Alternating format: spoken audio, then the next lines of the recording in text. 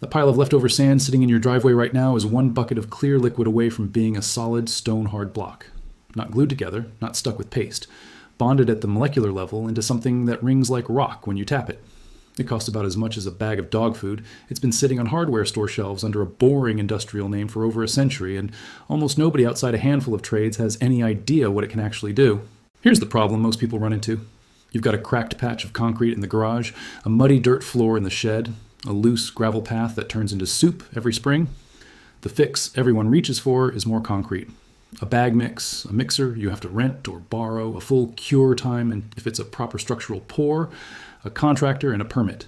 For a small job, that's an absurd amount of overhead. And when a Portland cement patch goes down on top of an old slab, that behaves like a bandage, not a graft. It sits on the surface, it doesn't chemically bond to what's underneath, and a couple of freeze-thaw winters later, it's popped loose at the edges. What most people don't know is that there's a much older, much simpler chemical trick that does something concrete patches can't. It doesn't sit on top of old material. It becomes part of it. The chemistry has been sitting in plain view this whole time. Foundries use it every day to make sand hold. Its shape around molten metal, geotechnical engineers use it to firm up loose soil under tunnels and building sites, and for a stretch of the 1800s, farm households used a jug of the stuff to keep eggs fresh through the winter. It just never made the leap into everyday home used the way cement did, and there's an actual reason for that, not a cover-up. The chemical is sodium silicate, better known by its old name, water glass. A Bavarian mineralogist named Johann Nepomuk von Fuchs worked out how to produce it reliably in Munich in 1818, publishing his findings a few years later, and it spread fast through European and then American industry. Long before anyone thought about pouring it into sand for a floor, ordinary households were buying it by the crock at the general store. You'd dilute it, submerge fresh eggs in it every autumn, and the silicate would seal the pores in the shell so completely that an egg laid in August could still fry up fine at Christmas. That's genuinely how most 19th century Americans first encountered this chemical, not as a building material, but as a kitchen staple. Around the same period, silicate solutions were also being used to fireproof theater sets and stiffen fresco plaster, because the same sealing property that kept air out of an eggshell also worked on porous stone and wood. The building trick came later, and it's simple enough to explain in one breath. Sodium silicate is dissolved silica suspended in an alkaline solution. Pour it over clean, dry silica sand, and the silicon-oxygen chains in the liquid start linking up with the silica already on the surface of every sand grain.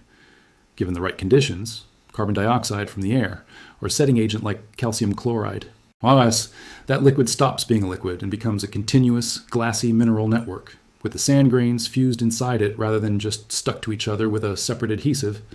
It's the same basic chemistry, at smaller scale, behind why a sand-cast engine block comes out of its mold with crisp, exact detail. Foundries have bonded sand into rigid molds with this exact chemical for well over a century, and it's still standard practice in metal casting today.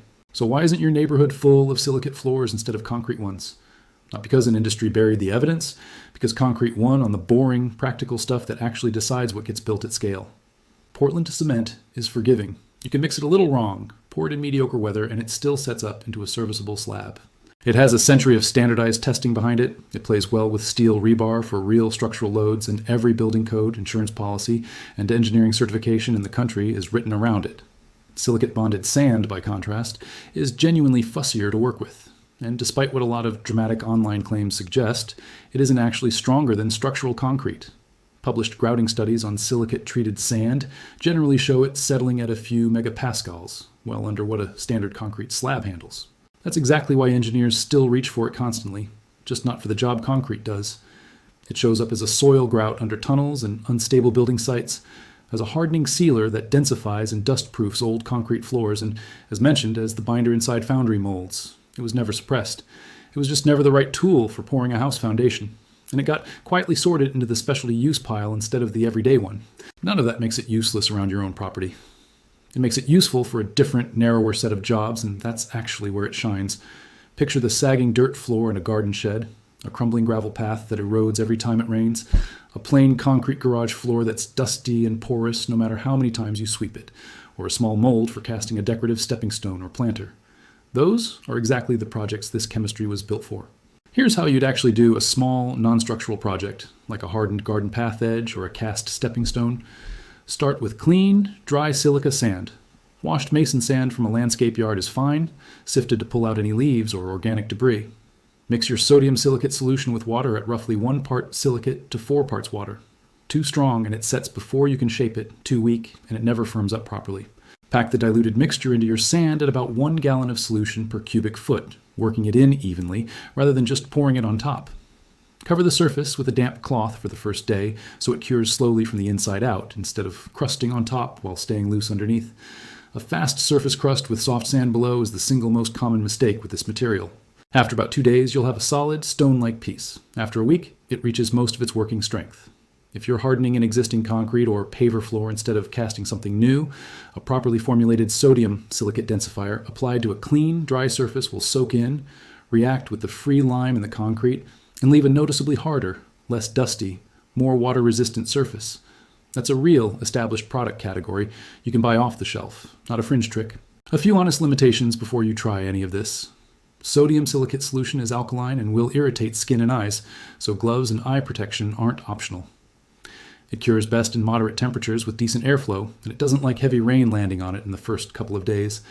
Left exposed to a lot of moisture cycling over years, silicate-bonded material can develop a white efflorescence as soluble salts migrate out, which is cosmetic rather than structural, but worth knowing about up front. Oh, and to say it plainly one more time, this is not a substitute for a poured concrete foundation, a load-bearing slab, or anything a structural engineer needs to sign off on. Where it earns its keep is exactly in the smaller jobs. The paths, the sheds, the garden casts, the tired old floor that needs to stop shedding dust. The bigger lesson here isn't really about sand or silicate at all. It's that the chemical aisle at any hardware store is full of things doing quiet, unglamorous work in industries most of us never look at. Foundries, tunnel engineering, floor coatings, while sitting completely unused in our own garages because nobody ever explained what they're for. That's the gap. Hidden fix lab exists to close. Not secret knowledge, somebody buried, just ordinary chemistry that never got translated into plain language for the person standing in their own driveway, wondering what to do with a pile of sand.